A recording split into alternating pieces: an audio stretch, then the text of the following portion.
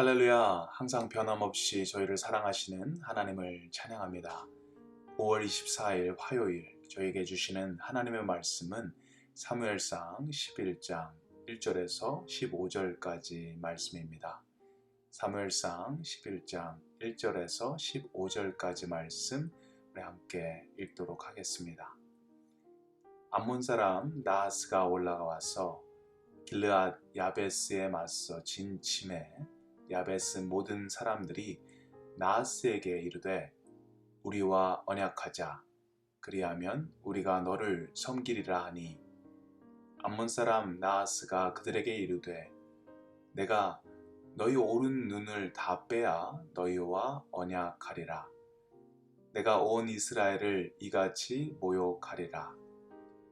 야베스 장로들이 그에게 이르되 우리에게 이레 동안 말미를 주어 우리가 이스라엘 온 지역에 전령들을 보내게 하라. 만일 우리를 구원할 자가 없으면 내게 나아가리라 하니라. 이에 전령들이 사울이 사는 기브아에 이르러 이 말을 백성에게 전하매 모든 백성이 소리를 높여 울더니 마침 사울이 밭에서 소를 몰고 오다가 이르되 백성이 무슨 일로 오느냐 하니 그들이 야베스 사람의 말을 전하니라. 사울이 이 말을 들을 때에 하나님의 영에게 크게 감동되매 그의 노가 크게 일어나 한 겨리의 소를 잡아 각을 뜨고 전령들의 손으로 그것을 이스라엘 모든 지역에 두루 보내어 이르되 누구든지 나와서 사울과 사무엘을 따르지 아니하면 그의 소들도 이와 같이 하리라 하였더니 여호와의 두려움이 백성에게 임하매 그들이 한 사람같이 나온지라. 사울이 베색에서 그들의 수를 세어보니 이스라엘 자손이 30만 명이요 유다 사람이 3만 명이더라. 무리가 모든 전령들에게 이르되 너희는 길르앗 야베스 사람에게 이같이 이르기를 내일 해가 더울 때에 너희가 구원을 받으리라 하라. 전령들이 돌아가서 야베스 사람들에게 전하매 그들이 기뻐하니라. 야베스 사람들이 이에 이르되 우리가 내일 너희에게 나아가리니 너희 생각에 좋을 대로 우리에게 다 행하라 하니라. 이튿날 사울이 백성을 3대로 나누고 새벽에 적진 한가운데로 들어가서 날이 더울 때까지 암몬 사람들을 치매 남은 자가 다 흩어져서 둘도 함께한 자가 없었더라. 백성이 사무엘에게 이르되 사울이 어찌 우리를 다스리겠느냐 한 자가 누구니이까 그들을 끌어내소서 우리가 죽이겠나이다. 사울이 이르되 이 날에는 사람을 죽이지 못하리니 여호와께서 오늘 이스라엘 중에 구원을 베푸셨음이니라.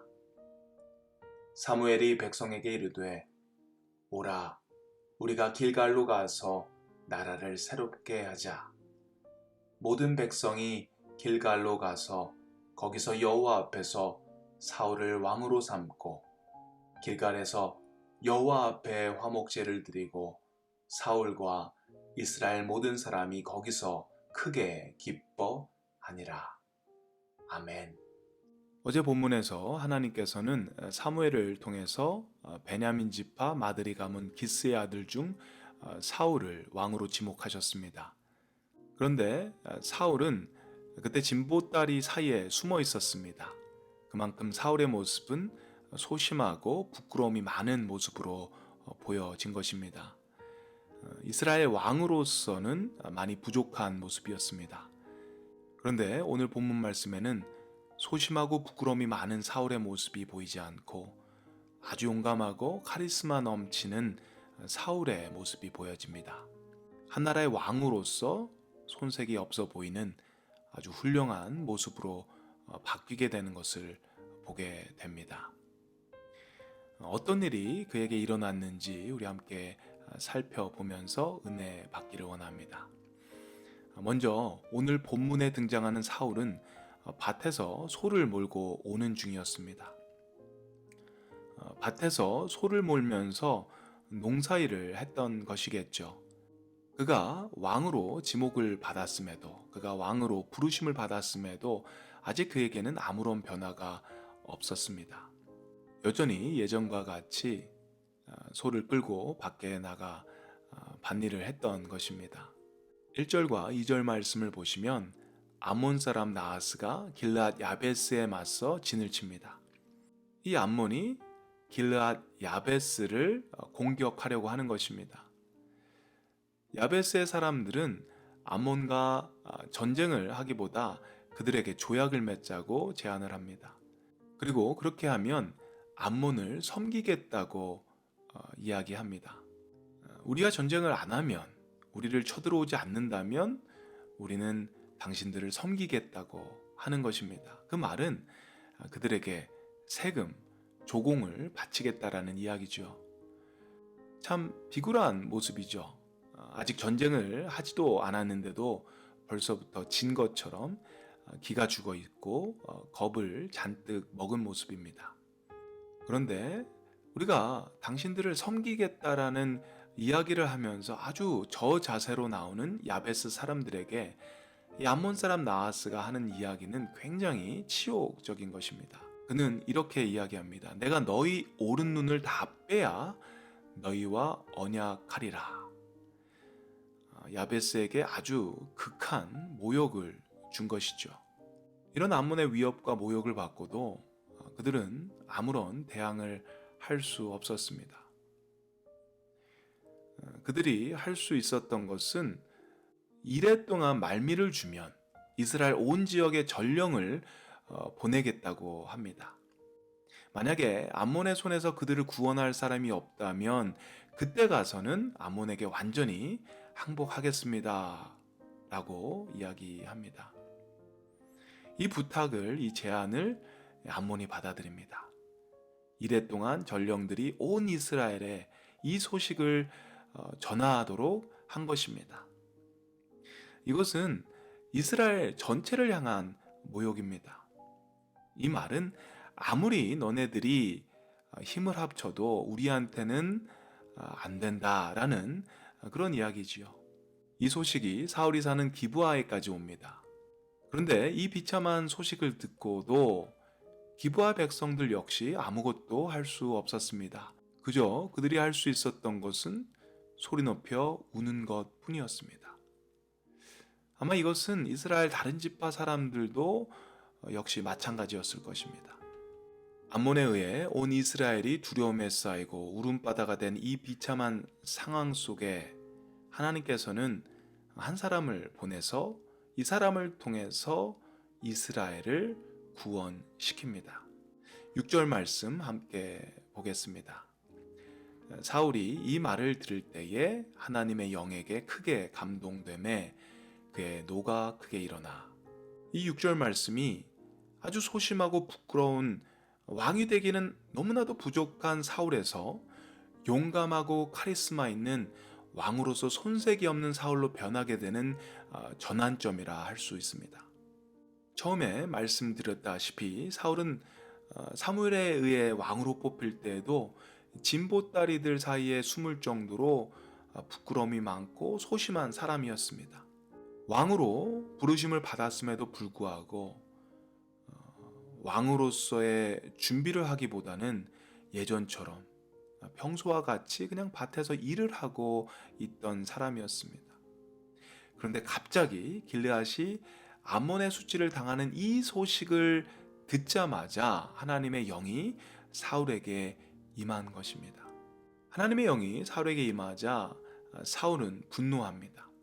사울은 자신이 가지고 있던 그 밭갈던 소를 여러 토막으로 자른 다음에 그것을 전령을 통해서 이스라엘 모든 지역으로 전하게 됩니다. 그리고 이 소식을 전하죠. 누구든지 사울과 사무엘을 따라서지 않으면 그 집의 소들도 이런 꼴을 당할 것이다. 아주 섬뜩한 그런 메시지입니다. 이것을 통해 이스라엘의 군사들이 일어나게 되는 것입니다. 사울의 소식을 듣고 일어난 백성들이 33만 명이었습니다.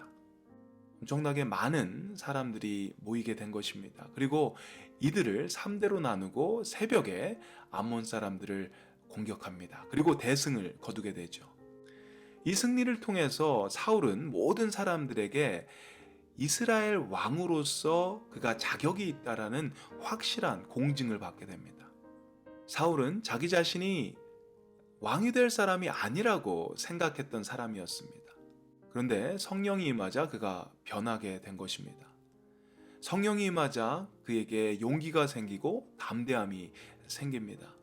성령이 임하자 어떻게 군사를 일으켜야 되는지, 또 전쟁에 조직적인 전략을 세워야 되는지 지혜가 생깁니다. 또 성령이 임하자 사람들을 다스리는 리더십도 생기게 됩니다. 성령님께서 사울에게 임하셨을 때 그가 할 수 없는 일들, 그가 도저히 감당할 수 없는 일들, 상상할 수도 없던 그런 일들을 그가 할 수 있게 되는 것을 우리가 본문을 통해서 보게 됩니다.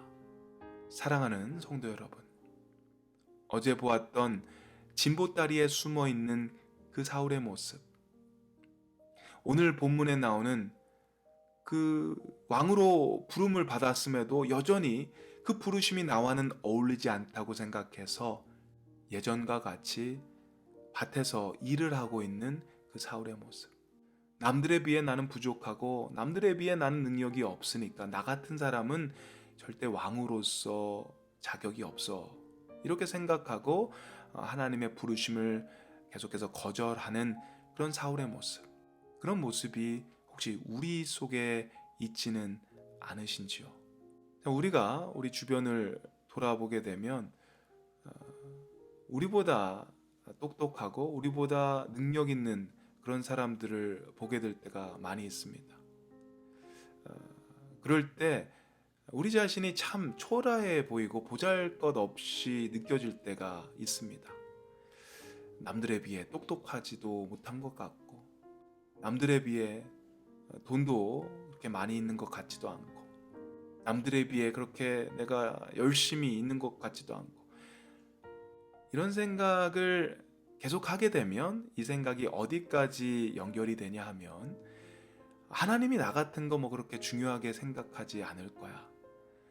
나 같은 거, 나같이 부족한 사람이 뭘 할 수 있겠어? 이런 생각을 하면서 스스로를 평가절하, 가치를 스스로 떨어뜨리는 경우들이 있습니다.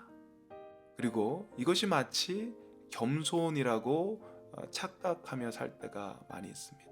하지만 그것은 오히려 겸손이 아닌 교만입니다.